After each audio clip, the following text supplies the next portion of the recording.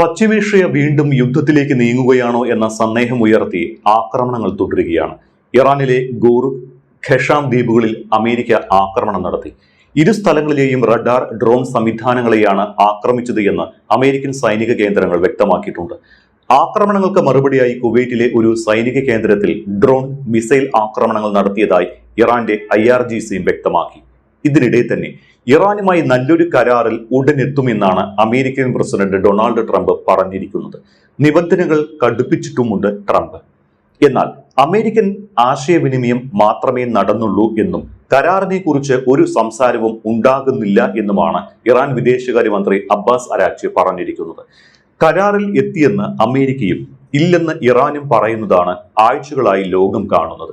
ഇടയ്ക്കിടെ ആക്രമണവും പ്രത്യാക്രമണവും തുടരുകയാണ്.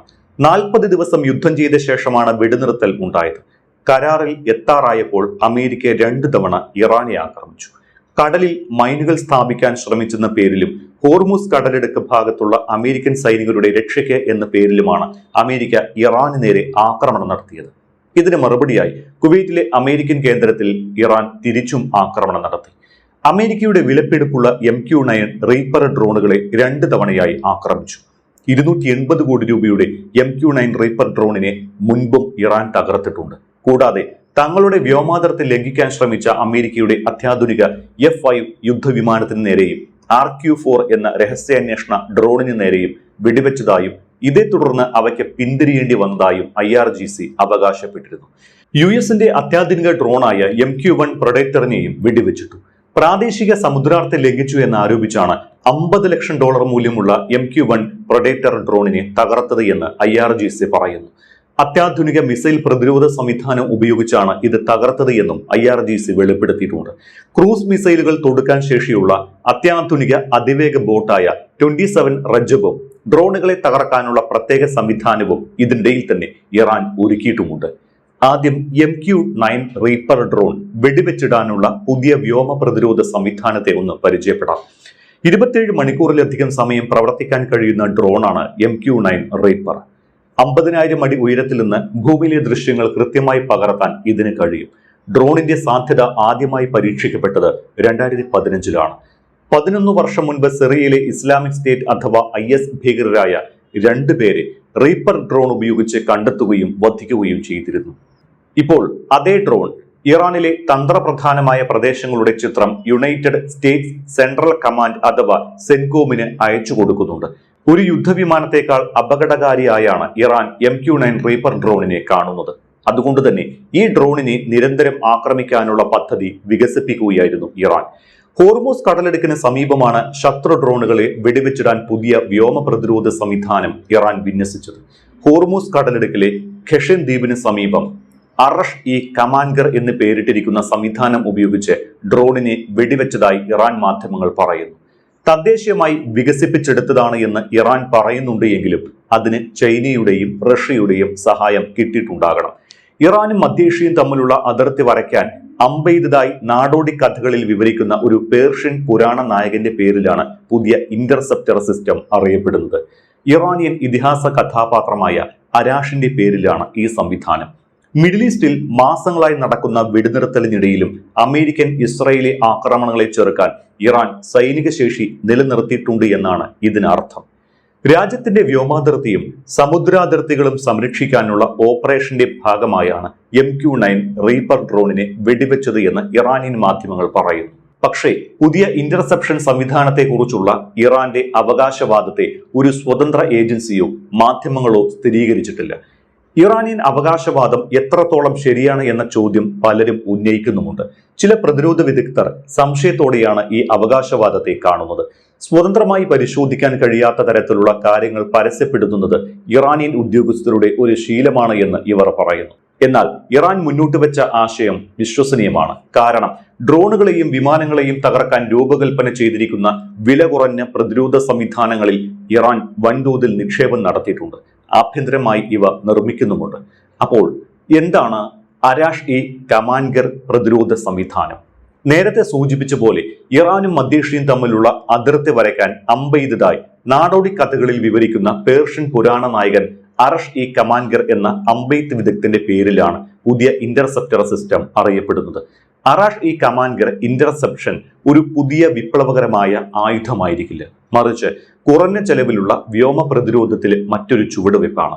വ്യോമ പ്രതിരോധ ശൃംഖലകൾ സാധാരണയായി റഡാറുകളെ ആശ്രയിക്കുന്നു. അത് ശത്രുവിന് പെട്ടെന്ന് തിരിച്ചറിയാൻ കഴിയും. പക്ഷേ ഇറാന്റേത് വില കുറഞ്ഞതും ചെറുതുമായ ബദലുകളാണ്. ഇവയെ മറ്റൊരിടത്തേക്ക് നീക്കാനും മറയ്ക്കാനും കഴിയും. വേഗത്തിൽ പ്രതിരോധ മിസൈലുകൾ വിക്ഷേപിക്കാനും കഴിയും. ഈ സംവിധാനം ഇറാന്റെ മറ്റ് ഹ്രസ്വദൂര ഉപരിതല വായു ആയുധങ്ങളുമായി ബന്ധപ്പെട്ടിരിക്കാം. പെട്ടെന്ന് ഉയർന്നു പൊങ്ങി ആക്രമിക്കുന്ന കരവേധ മിസൈൽ സംവിധാനമാണ് ഇതെന്ന് വിദഗ്ധർ വിലയിരുത്തുന്നുമുണ്ട്. ഇന്റർസെപ്റ്ററിന് വായുവിൽ തുടരാനും ലക്ഷ്യമായ ഡ്രോണോ വിമാനമോ ദൃശ്യമാകുന്നതുവരെ ആകാശത്ത് വട്ടമിട്ട് പറക്കാനും കഴിയുന്ന തരത്തിലാണ് പ്രതിരോധ സംവിധാനം രൂപകൽപ്പന ചെയ്തിരിക്കുന്നത്. ഹ്രസ്വദൂര ആന്റി ഡ്രോൺ അല്ലെങ്കിൽ ആന്റി എയർക്രാഫ്റ്റ് ആയുധങ്ങളുമുണ്ട്.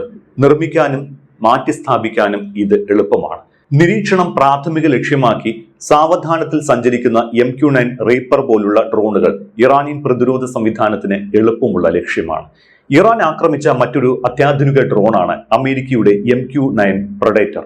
ലോകത്തിലെ ഏറ്റവും വിനാശകാരിയായ നിരീക്ഷണ ആക്രമണ ഡ്രോണുകളിൽ ഒന്നാണ് MQ-1 പ്രൊഡേറ്റർ. സാധാരണ ഡ്രോണുകളെ കൃത്യതയാർന്ന ആക്രമണങ്ങൾ നടത്താൻ ശേഷിയുള്ള യുദ്ധവിമാനങ്ങളുടെ തലത്തിലേക്ക് മാറ്റിയത് ഈ MQ-1 പ്രൊഡേറ്ററുകളാണ്. ഭീമാകാരമായ ഡിസൈനാണ് ഈ ഡ്രോണിനുള്ളത്. ആകാശത്ത് തുടർച്ചയായി 24 മണിക്കൂറിലധികം പറക്കാനും ശത്രുക്കളുടെ ചലനങ്ങൾ നിരീക്ഷിക്കാനും ഇതിന് സാധിക്കും. 2 കിലോഗ്രാമിലധികം ഭാരമുള്ള ലക്ഷ്യങ്ങളെ പോലും തകർക്കാൻ ശേഷിയുള്ള 2 AGM-114 ഹെൽഫയർ മിസൈലുകൾ വഹിക്കാൻ ഈ ഡ്രോണിന് കഴിയുന്നുണ്ട്.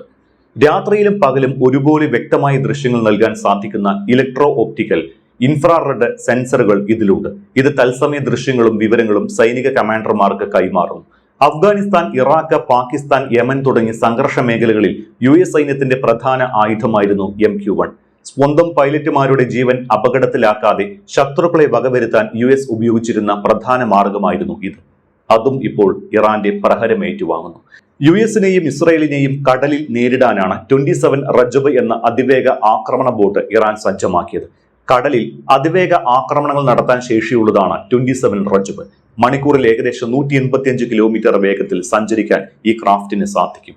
ദീർഘദൂര ക്രൂസ് മിസൈലുകൾ തൊടുക്കാനുള്ള അത്യാധുനിക സജ്ജീകരണങ്ങളും ഇതിലുണ്ട്.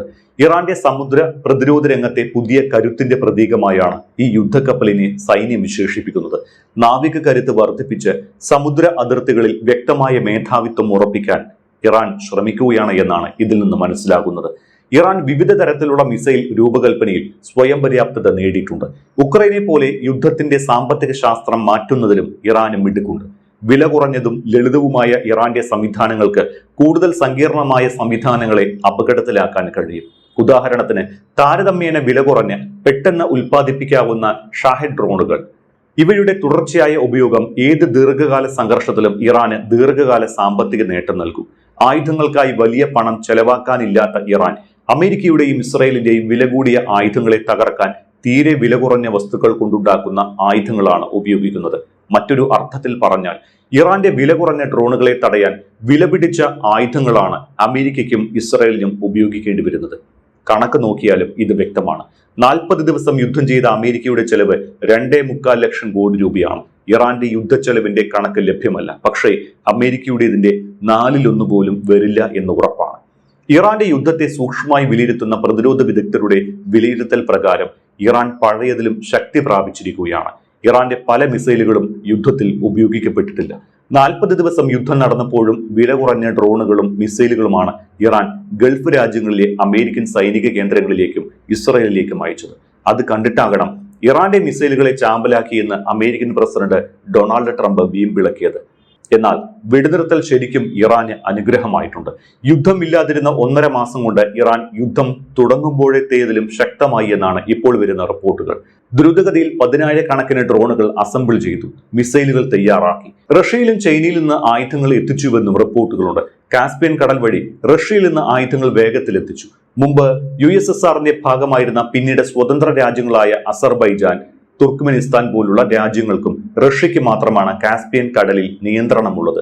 കടലിന്റെ മറ്റൊരു തീരം ഇറാനിലുമാണ്. അതിനാൽ റഷ്യൻ ആയുധ നീക്കം തടയാൻ യൂറോപ്പിനോ അമേരിക്കയ്ക്കോ കഴിയില്ല. ഇക്കാരണം കൊണ്ട് തന്നെ ഇറാൻ മുമ്പത്തേതിലും ശക്തരായി എന്ന് അനുമാനിക്കാം.